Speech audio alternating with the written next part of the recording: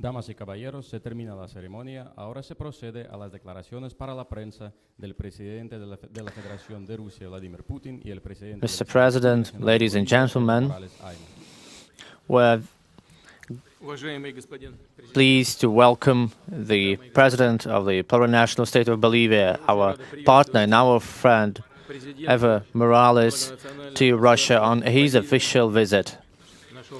Our talks have been conducted in a very constructive and substantive atmosphere. First, we met in a narrow circle of participants. Later on, we proceeded to meeting with the businessmen, communities of the two countries. We discussed the current issues of regional and international scope. Bolivia is a long-standing partner of Russia in Latin America. Our relations are based on the principles of respect towards each other's interests, and our relations go deep into history. Last year, we celebrated the 120th anniversary establishing diplomatic ties between the two countries. We've just signed the joint statement. It confirms the genuinely strategic character of our cooperation, and we are firmly set on promoting our relations further. We discussed economic cooperation. In that context, we agreed to adopt a number of concrete steps in order to increase trade and investments. We instructed the Intergovernmental Commission to follow through on this. We believe that energy is a very important track of our cooperation in Bolivia. A number of Russian companies are engaged, such as Gazprom, which invested around $500 million in the energy sector of Bolivia, and it is currently developing a number of sites. Also, nuclear energy is another promising area, and Rosatom has almost completed constructing the nuclear power plant. And this is a unique project because the power unit will be at the level of around 4,000 meters above the sea level, which is unprecedented. We are engaged in a number of researches in the field of the peaceful atom, which may be a favorable track for agriculture, healthcare, and other areas. And by the way, agriculture is one of the most promising fields for our cooperation. We have agreed to continue our work, and I hope that the earliest opportunities will see Bolivian products, meat, will be coming to the Russian market, and the Russian businessmen take interest in exploration and development works in Bolivia, such as lithium sites, which can add to the use of renewable and green energies. Also, Russia is ready to join efforts implementing a number of projects, such as the airport construction and development in one of the cities of Bolivia, and construction of the Trans-Ocean Railroad corridor. In Bolivia, Russian automobile products are in demand, and Russian companies are to help Bolivia to renew the air fleet and help them kickstart using gas as main source of fuel. Also, our veterinary agencies are cooperating very closely in order to alleviate the regulations for supplying meat and poultry. Very soon, the Russian company which is going to produce fertilizers is going to start operation in Bolivia. Also, we are cooperating in the field of personal trading. In March, in San Simon, the first ever department of the Russian language opened to welcome new students. A lot of students from Bolivia study in Russia, mainly at the University of the Friendship of the Peoples, and I would like to congratulate my honorable counterpart with the fact that he was awarded the honorary doctorate That is something which confirms that you personally contributed to developing the ties between Russia and Bolivia in many areas, including economy and humanitarian ties. And you contributed a lot to helping our peoples become friends. As for regional international agenda, our positions are very close on a number of global and regional issues. Russia and Bolivia has always been supporting the full and unconditional implementation of the UN Charter, namely the principles of the territorial integrity and sovereignty of all states.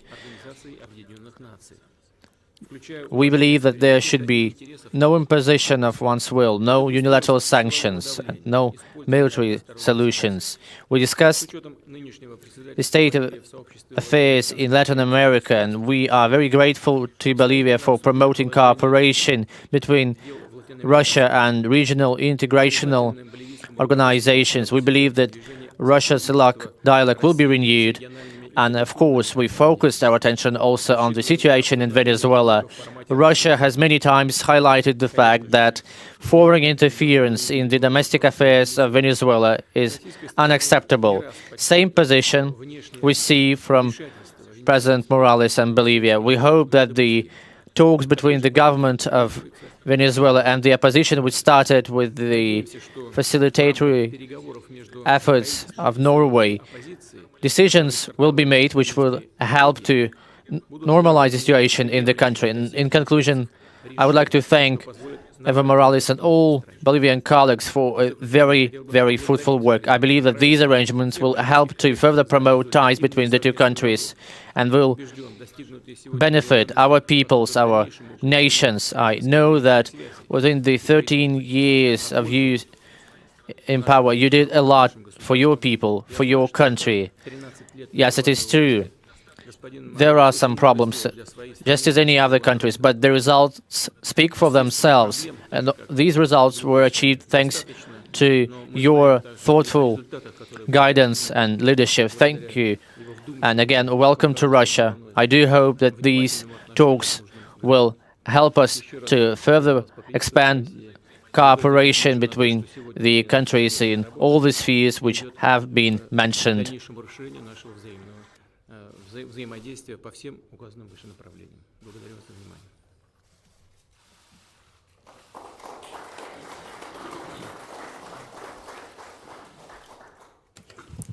Thank you very much. I'd like to thank President of Russia, Vladimir Putin, and all the members of the delegations and government officials for the fruitful work we have done.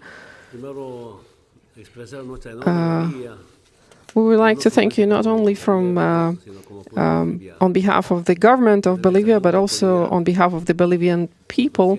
We have signed a package on a number of areas, on cooperation in a number of areas, ranging from energy to agriculture. But the more important thing here is that for these 13 years I have been in power, the last 6 years are the years we have been cooperating closely on integration with the help of Russia, among other states, and Bolivia is grateful for that. These agreements we have signed today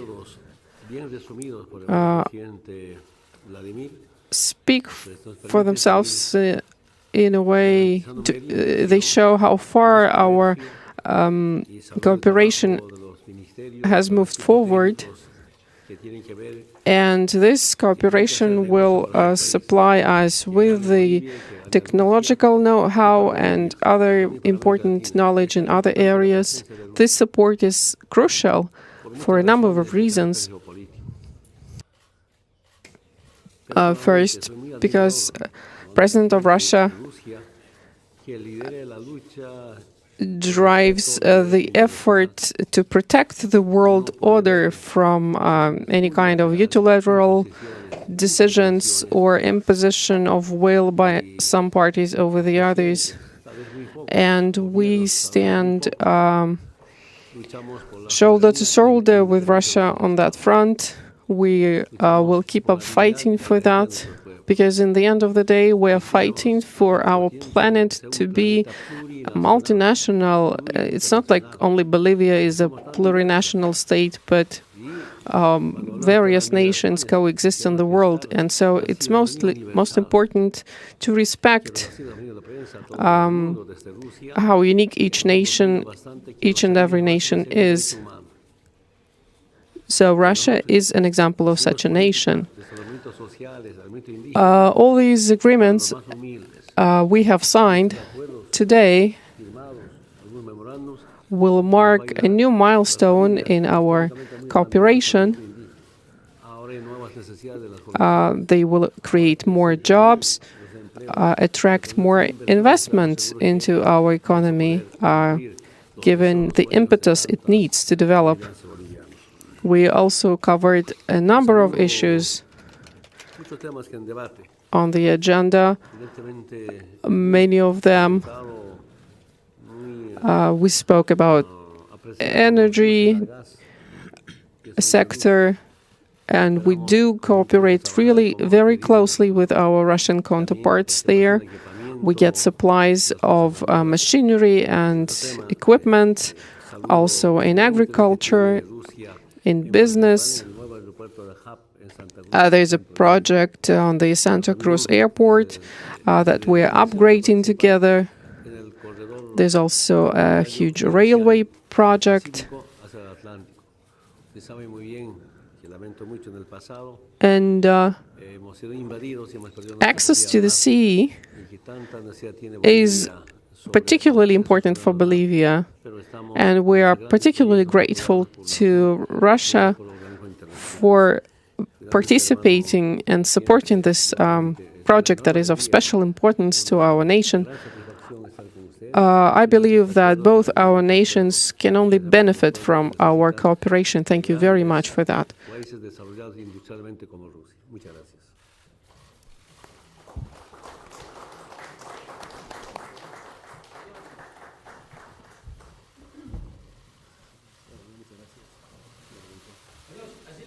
Prime Minister recently met Medvedchuk, and what was the reaction?